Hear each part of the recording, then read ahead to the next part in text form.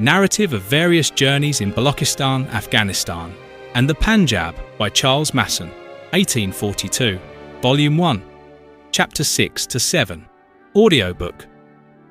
Introduction and brief summary of Chapters 1 to 5. I've long been fascinated by seeing my homeland through the eyes of the European explorers, travellers, soldiers, and scholar administrators who journeyed into Dera Ismail Khan and the wider frontier of what is now Khyber Pakhtunkhwa, Pakistan. On my YouTube channel, I have uploaded parts of their writings as audiobooks, voices from another age describing the landscapes, tribes, politics, and people of my region. Remarkably, many of these men came to my own village, Draban, lying at the foot of the magnificent Takht Suleiman, the fabled throne of Solomon. The first was Mount Stuart Elphinstone's mission of 1808 to 09. Elphinstone himself remained in Dera Ismail Khan city, yet two European members of his embassy, accompanied by Indian sepoys, pressed further into the frontier and reached Draban. They attempted to climb Takht Suleiman. Though they failed to reach its summit, they stood beneath the same towering mountain that still dominates the horizon of my homeland. Later came travellers such as T.G. Vigna, author of A Personal Narrative of a Visit to Ghuzni, Kabul and Afghanistan, 1840, and Charles Masson, the deserter, antiquarian and wanderer who moved through Afghanistan and the frontier disguised as a fakir between 1826 and 1838. All three of these Europeans visited Draban region at a time when influential head of the Lahani tribe, Umar Khan Myankel, was alive. Umar Khan built famous Haji Baba Mosque in Draban around 1840-50. After the collapse of Sikh authority came Herbert Benjamin Edwards, whose a year on the Panjab frontier, 1848-49, captured the turbulence, uncertainty, and political transformation accompanying annexation. Finally, in 1884, Edward E. Oliver added his own observations in Across the Border. Pathans and Bilok. Together these accounts form more than travel narratives or colonial records. They are windows into the past, glimpses of Draban, Takht Suleiman, and the frontier society as seen by outsiders who crossed into a land both familiar to me and, to them, strange and compelling. Summary of previous chapters. Between 1826 and 1827, Charles Masson travelled on foot across the deserts and frontier regions stretching from Rajputana and Bahawalpur to the Indus and the Derajat, moving through a world divided between fading Afghan influence, rising Sikh authority, and fiercely independent tribal societies. Entering Bahawalpur in a state of exhaustion and fever, he survived with the help of local chiefs and physicians before continuing westward through fertile river districts, ruined ancient settlements, and caravan towns such as Ahmedpur, Ukh, Kanpur, and Darawal. Masson carefully described the geography, economy, wildlife, forts, and military organisation of the Bahawalpur state, noting both its prosperity and its political weakness under Sikh pressure. Crossing the mighty Indus River, which he regarded with almost sacred historical reverence, he entered the Deras, Dera Ghazi Khan, Dera Fateh Khan, and finally Dera Ismail Khan, where he found declining cities, flood-damaged settlements, neglected mosques, bustling bazaars, and populations resentful of Sikh rule yet nostalgic for the former Durrani governors. At Dera Ismail Khan, he stayed with Nawab Shir Muhammad Khan, observed courtly entertainments, military exercises, and commercial life, while in the distance he first saw the magnificent Takht Suleiman rising above the frontier hills. From Dera Ismail Khan, Masson pushed further toward the borderlands around Tak, modern Tank, Kulachi, and Daraband, modern Draban, entering a harsher and more dangerous world of tribal chiefs, fakir, and Vaziri raiders. At Tak, he met Nawab Sirwar Khan, whose dramatic life story reflected the violence and instability of frontier politics, and encountered the fakir Muhammad Reza, a charismatic religious figure revered by the Lohani tribes who offered to guide him toward Kabul and Dost Muhammad Khan. Masson briefly attempted a Sikh-guided route along the eastern bank of the Indus, but abandoned it in frustration and instead turned back toward the frontier hills through Kalichi and Daraband at the foot of Takht-i-Sulayman. There he found decaying mansions, frightened settlements where people slept on rooftops to avoid night raids, and tribal communities living between trade and plunder. He travelled among viziris armed with lances and shields, wandered through ravines beneath the mountain, and experienced the frontier not as a fixed border but as a shifting zone between India, Afghanistan, and Khorasan. By the end of the 5th chapter, Masson had not yet fully entered the mountains, but he had reached the threshold of the world surrounding Draban and the throne of Solomon, the landscape that would define the remainder of his journey. Narrative of Various Journeys in Balochistan, Afghanistan, and the Panjab by Charles Masson, 1842. Volume 1. Chapter 6. I had now become so completely satisfied that I could freely range amongst the rude tribes and people of this part of the country, that I was careless about seeking for companions. I had, moreover, found that there was no necessity to conceal that I was a Feringhi, but that, on the contrary, the avowal procured me better treatment. The inhabitants of the villages were orderly and peaceable, while they made it a duty to relieve the wants of the stranger and traveller. Amongst them there was no danger to be apprehended, and any little interruption occurring was from the accidental encounter of individuals on the road. I therefore now made inquiries at Tak merely as to the several routes by which I might reach Peshawar, and from what I heard of that of Bannu, I inclined to take it, notwithstanding the dangers pointed out, as I had learned to appreciate them, and had acquired confidence, which alone greatly lessens them. The usual route from this part of the country to Peshawar leads along the banks of the Indus to Kalabagh, famous for its salt mountains, and thence by Shakardara to Kohat in Bangash. I had been recommended to follow this route, both that it was considered the safer, and that it was likely I should receive every assistance from Ahmed Khan, the chief of Isakel, a town on the road south of Kalabagh, who had so great a predilection for Feringis that the fame thereof was bruited throughout the country. As Mr. Elphinstone's mission in 1809 had traversed this route, I decided to follow the unfrequented one of Marwat and Bannu. Such is the reputation of the Pathans inhabiting these countries, that faquirs or mendicants are deterred from entering them. Placing my trust in divine providence, I resolved to commit myself amongst them, and accordingly one evening I turned my back upon the town of Tak, and alone took the road. A northerly course of some 5 or 6 miles brought me near a village, when the clouds gathered and threatened rain. I seated myself under a karita bush while the shower fell, which continued until the approach of night. I then left my quarters and entered the village to find out a place of shelter and repose.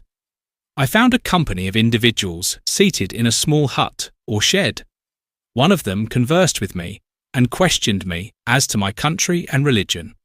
On being answered, an European and Christian, he informed his companions that Hazrat Isa, or our Saviour, was an asil or genuine Pathan.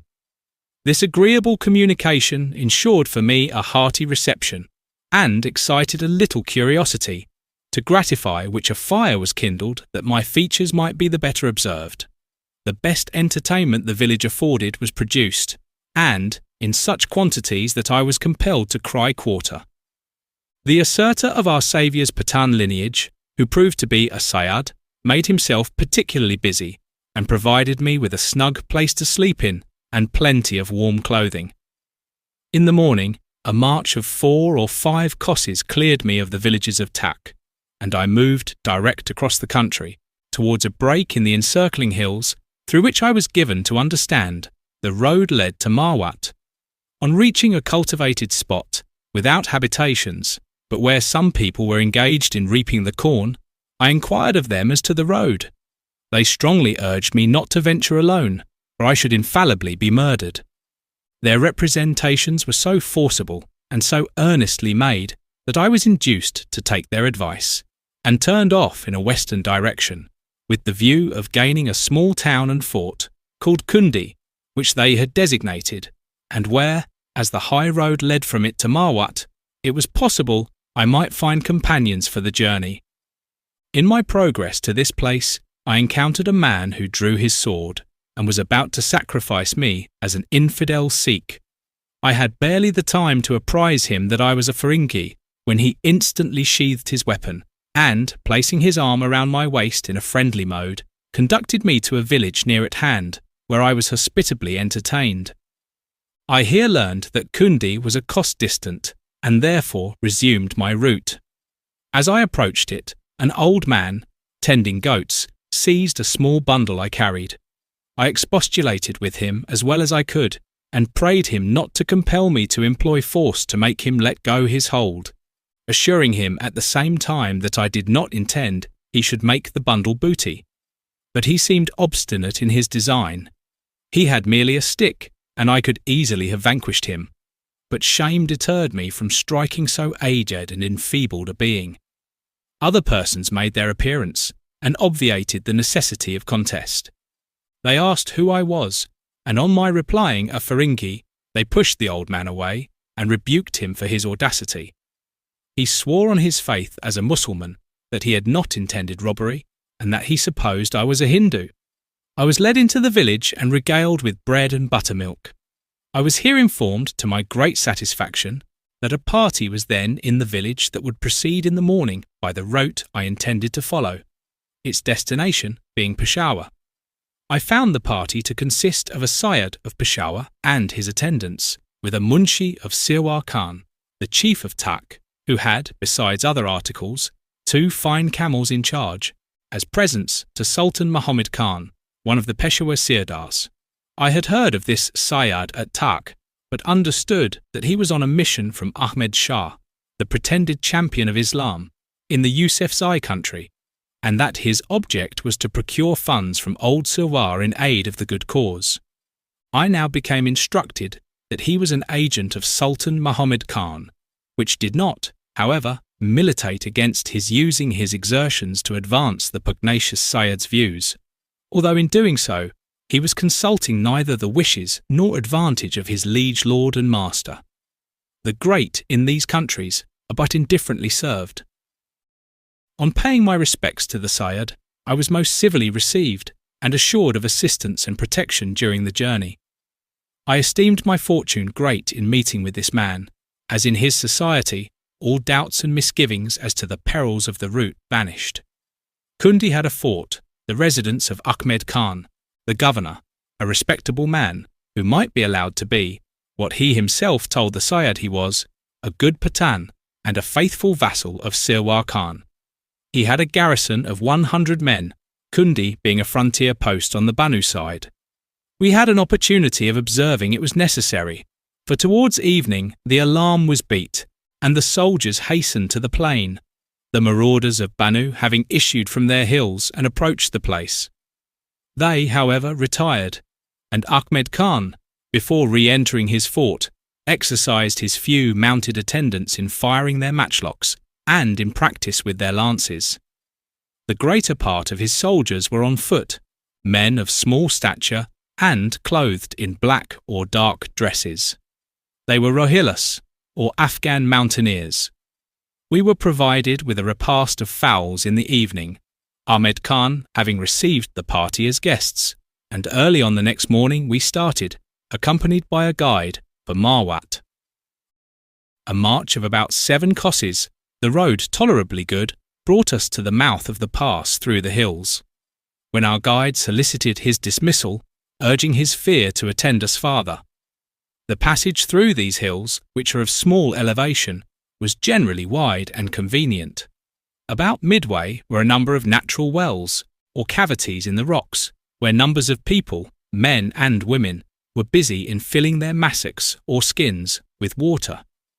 These they transport on asses and bullocks. They had come hither from a distance of 5 and 6 kosses belonging to the villages on the plain of Marwat. The water may be good and wholesome, but was unpalatable, having been strongly imbued with a flavour from the numerous skins continually plunged into it. A woman recognised me to be a Feringhi from the cap I wore. The recognition was productive only of a little innocent mirth. On gaining the ascent of the last hill in this small range of elevations, on which was an extensive burial place, the plains of Marwat and Bannu burst upon the sight. The numerous villages, marked by their several groups of trees, the yellow tints of the ripe cornfields, and the fantastic forms of the surrounding mountains, presented, in their union and contrast, a splendid scene.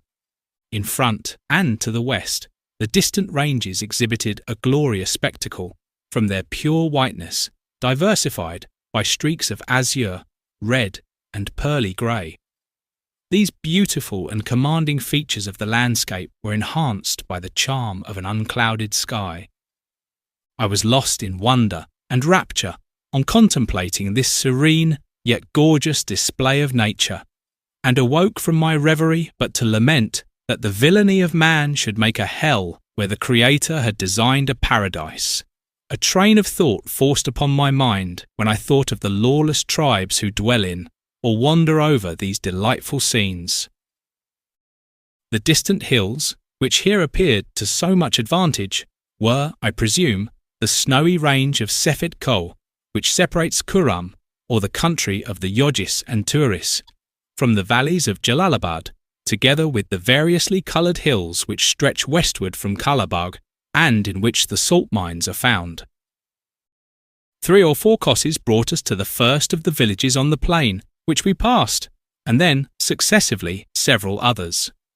In this part of my route I went to some reapers, at a little distance from the road, to ask for water. On learning that I was a Feringhi, they put themselves to the trouble of fetching some, which was cool, and had been lying in the shade. At length we entered a village, where we found the people in a group, sitting on a prepared mound of earth, raised close to the masjid, or place of prayers, engaged in discourse and smoking the chillum. Similar mounds are found in all the villages of Marwat, and appropriated to the same social purposes, while they have the same location, viz., near to the masjids. Our Sayyad explained to the assembly the objects of his journey, which had made him their visitor, and buttermilk was brought for the party. The houses were neatly constructed, principally of reeds, the climate and lack of rain rendering more substantial dwellings unnecessary. In this, as in every other village, were 2 or 3 Hindu banyas. A farther march of 2 crosses, during which we passed a large pond of muddy rainwater, brought us to a village, where we halted to escape the heat of the day, which had become very oppressive. I was here well received and attracted much notice. I was lodged in the masjid by myself, my friends of the party being elsewhere accommodated. This erection was neatly and commodiously built on an elevation. A chahapahi, or cot, was furnished me to repose upon, and large supplies of bread and milk were brought for my repast. Moreover, the village barber was produced, and cut the nails of my fingers and toes, which were deemed to require an operation. And my friends of the village continued their various attentions, shampooing me against my will, but convinced I must like what they liked themselves, until I signified my wish to take a little rest. In the afternoon, we left this village for Lakki, a town distant about 6 crosses, to which the plain gradually descends, the river of Kurram flowing in the hollow. A little beyond the village we descended into an enormous ravine of great depth. In crossing it, so intense was the heat that perspiration was copiously excited. This fracture appeared to extend across the country from east to west. In the evening we arrived at Lakki, 2 or 3 villages with much cultivation stretching to the left. This is a town with a pretty good bazaar, and is seated on the river of Kurram, a fine stream. It may be said to be defenceless.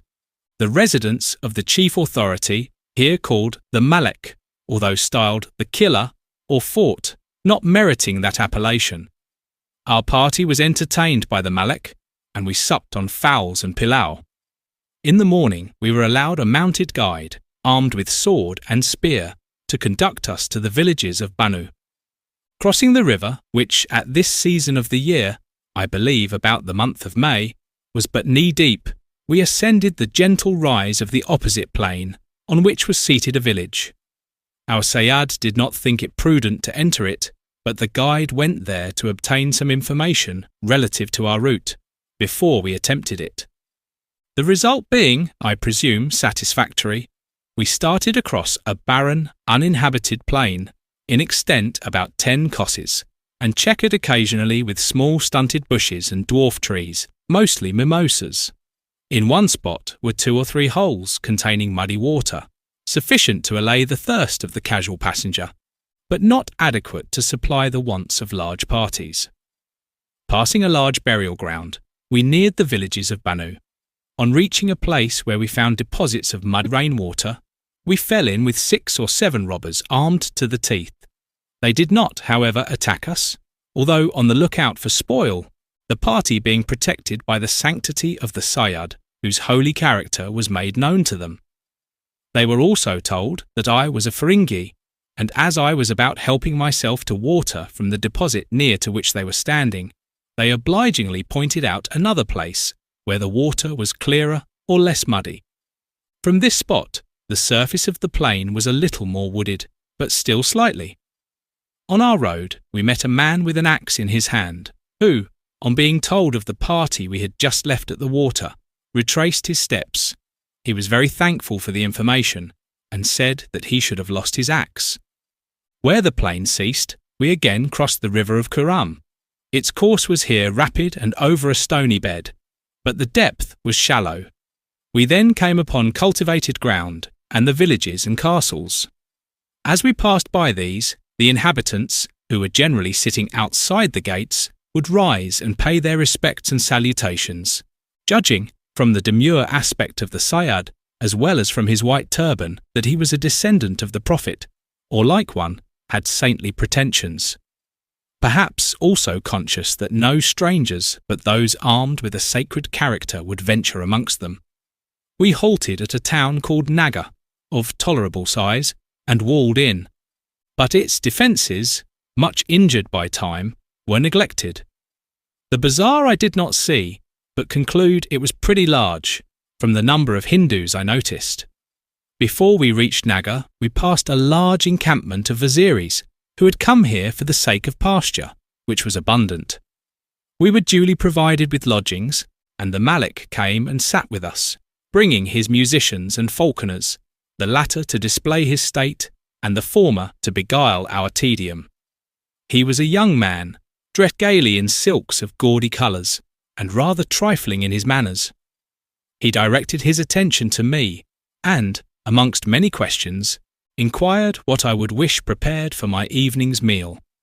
He was surprised to find that anything prepared for himself would be agreeable to me. He farther desired me to write him something that he might wear, as a charm, around his neck.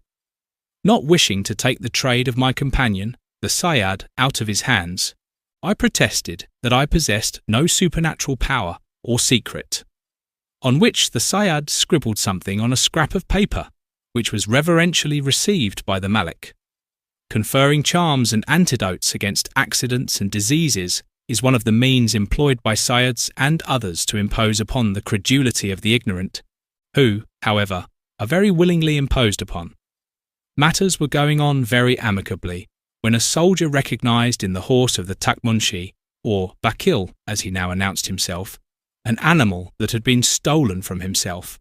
Much altercation ensued, the Naga people insisting upon the delivery of the horse, and the Munshi refusing to comply, maintaining that his master, the Nawab, had purchased it. This dispute detained us the next day, nor were we suffered to proceed the following one until papers were given, and it was agreed that someone should go to Tak to receive the value of the horse. A singularity attended this horse, as it was named by the people the Feringhi horse, being branded with numbers and a cross. It had been, as they asserted, rejected from the cavalry service in India. On this account they often referred to me, and urged that the marks did not allow them to be mistaken as to the animal. This affair arranged, we resumed our journey, and in our progress this day over a well-cultivated country, were saluted by nearly every individual we met with a cordial shake of the hand and the Pashto greeting of Urkala Razi, or You are welcome. I knew not how to reconcile this friendly behaviour with the character for ferocity I had heard of these people, and was gratified to discover that, if implacable abroad, they were possessed of urbanity at home. Every house here on the plain, without the towns, where numbers impart a feeling of security, is indeed a castle and fortified. And it would appear that the feuds existing in the community render it imperative that every individual should adopt precautionary measures for his safety. The advocate of anarchy, in contemplating so precarious a state of society, might learn to prize the advantages conferred by a mild and well-regulated government, as he might be induced to concede a little of his natural right in preference to existing in a state of licentious independence, as the savage inhabitant of Bannu, continually dreading and dreaded. Near the houses, or castles, were generally small copses of mulberry trees, and occasionally a few plum trees, and vines were intermingled with them. Water was most plentiful, and conducted over the soil in numberless canals. We halted this day at another good-sized town, and were kindly received by the Malik. He was very civil to me, and wished me to stay some time with him, and rest myself, pointing out the toils attendant upon the long march through the hills in front, which he said I should not be able to accomplish, as my feet were already blistered. He assured me that I should be paid every attention, and that a goat should be furnished every day for my food. He seemed to think that Feringis ate voraciously of animal food. In the evening, he ordered some of his men to practice firing at a target, for my diversion, and one of his reasons for wishing my stay, I believe, was that I might teach his men always to hit the mark, which, from what I observed of their dexterity now, they never contrived to do. This Malik was superior to his brother Chief of Naga, both in years and wisdom, and he was so frank and courteous that we were glad to stay a day in the town as his guests. We occupied the principal masjid, in which the effects of the party were lodged, and the camel saddles, which were plentifully garnished with silver ornaments, were covered with linen, the better to elude observation. The men of the party had gone to the Malik's house, his family, no doubt, having ample need of many of the Saiyads' charms, leaving a youth of 12 to 14 years of age in charge of the property. I was also reposing there. The youth closed the doors of the masjid and fastened them inside, refusing admittance to persons who, it proved, were weavers of cotton stuffs and accustomed to lodge their machinery when their labour was over in the house of God. They insisted upon being allowed entrance. The youth was steadfast in denial, and we were assailed by stones, ejected through apertures in the walls.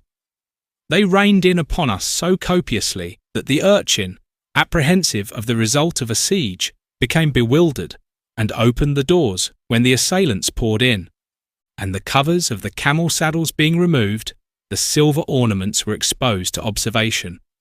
The youth was smartly beaten by 2 or 3 of them, and he, in turn, espying the munshi's sword, unsheathed it and compelled his opponents to fly. He pursued them, sword in hand, and bursting with rage, into the town. At this stage of the business, the Sayyad and his companions returned. One of them was dispatched to inform the Malik of the outrage, but, it proving that no offence had been intended, the affair terminated. The people were particularly anxious that I, being a stranger, should be convinced that no robbery had been designed, and that the saddles were uncovered merely to satisfy curiosity. The Hindus even seemed so concerned for the good repute of the place that many of them came to me upon the subject, and they assured me that had I wealth not to be counted, it would be secure in this town. There was an impression here, and I had noted it also at Naga, that the property with the party belonged to me, indeed that my companions were my servants, and that my poverty was assumed the better to pass through the country. The next morning we were provided with a guide to conduct us through the mountains, and a small horse was presented by the Malik to our Sayyad. As we took leave, the Malik, with apparent sincerity, again urged me to stay with him some time and let my feet get well. He pointed to the hills I had to cross and seemed seriously to think I should break down on the road. We were not far, or more than 3 or 4 miles from the skirt of the hill to which we directed our course. At a village near the town we had just left, I was accosted by 3 or 4 persons who told me they were sent by Mir Kamaruddin with his salam and request that I would wait for him, as he would be at the town from which we had started on the morrow. I asked, "Who is Mir Kamaruddin?" and was told a fakir. I reasoned, what have I to do with a fakir, or why should I on his account delay my journey? The messengers, while testifying extreme anxiety that I should wait for their master, were unable to advance a better motive for my doing so than the wish of the Mir. I had preceded my companions. When they came up, I inquired of them who Mir Kamaruddin was, and they said, slightingly, "A fakir who has been to Delhi." This answer did not increase my desire to see him, and I dismissed his messengers. Subsequently, when I reached Peshawar, I found that the Mir was a highly respected peer who had been very useful to Mr. Moorcroft, and that the Viziris were his morids, and looked up to him as their spiritual guide, that on this occasion he was about to make his annual progress amongst them, to receive their offerings and his dues. In conversation with his son at Chamkani, the young man observed truly that I had lost an excellent opportunity of visiting the Viziris under the protection of his father, that I might have seen what no Feringhi had ever seen, and have filled my book with extraordinary things. To obviate the chagrin experience when I became apprised of the chance I had suffered to slip away, I endeavoured to persuade myself that whatever is best. Yet I have often felt regret, although aware that the case was one in which regret was useless. The country of Marwat can scarcely be considered independent, revenue or tribute being occasionally exacted from it by the Nawab of Dera, whose supremacy is not, however, acknowledged. None of his officers reside in the country, the inhabitants being left to their own control, and any demands he makes upon them require to be supported by force.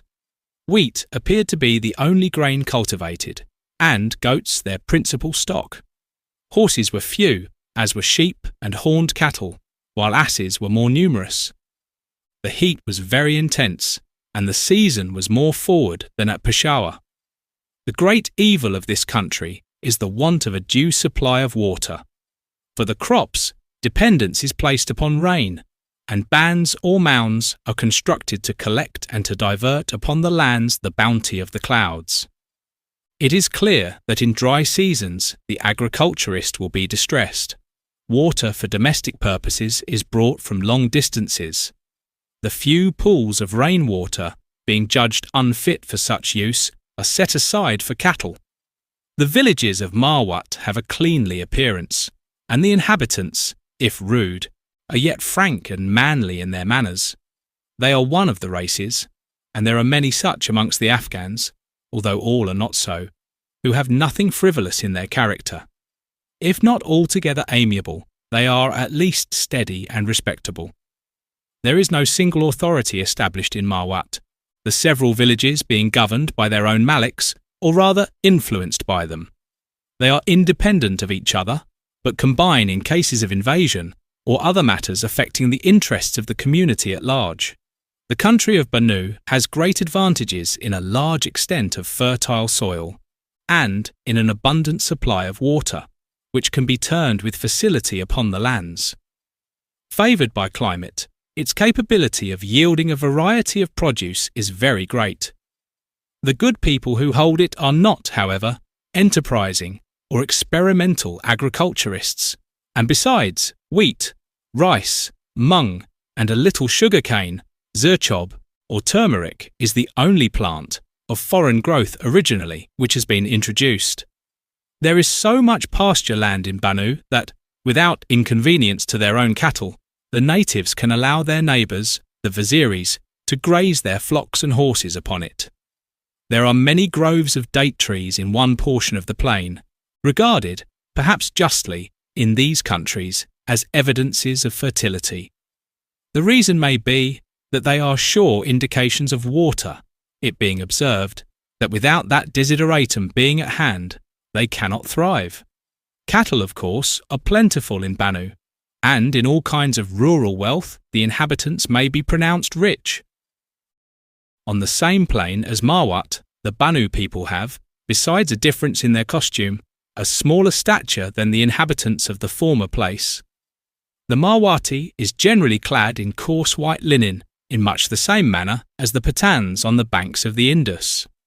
The people of Bannu wear dark clothing and are fond of lungis with ornamental borders. Both in dress and appearance they assimilate with the mountain tribes. They are very brave and remarkable for entertaining an esprit de paix. They are eloquent in eulogiums upon their country, and the exclamation, "My own dear Bannu," is frequently uttered by them. The authority is vested in the respective maliks, some of whom, those living in towns, are enabled to retain followers in pay as they derive a money revenue from the Hindus residing in them. They have, however, little or no power without their towns, every occupant of a fort being his own master, while he neither pays tribute nor acknowledges submission to anyone. This state of things, while opposed to the ambition of an individual, is favourable to cherishing that spirit which preserves the independence of the society at large, and the more powerful do not think their interests would be served by altering it. The system of equality, while productive of more or less internal commotion, is admirably effective when circumstances call for mutual exertion, and all parties, laying aside their private animosities, in such cases, heartily unite in defence of the public freedom, in the advantages of which all participate.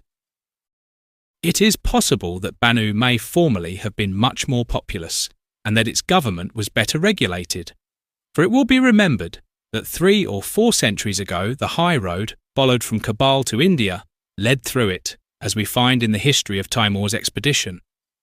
That this route was open at a much earlier period is evident from the notices of the Mohammedan invasion of the country, the armies of the caliphs having clearly advanced through Bannu and Kurram upon Ghazni, then, it would appear, the capital of the country.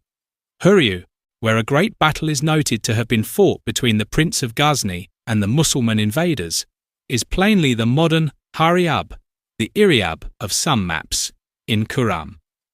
Of a prior state of prosperity, the actual towns in Bannu may be accepted as testimonies, for it is more natural to consider them as feeble vestiges of the past than as creations of recent days.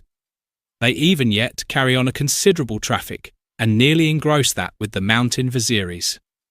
In every village of Marwat and of Bannu there are weavers of coarse cottons called karbas, but in the towns of Bannu are looms employed in the fabric of finer goods, both of cotton and silk, particularly lunghis.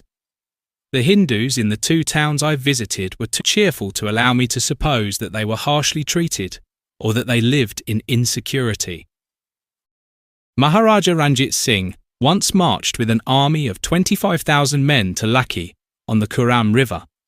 He exacted 30,000 rupees, but did not judge it prudent or convenient to make a permanent settlement in the country, as, it is said, he had contemplated.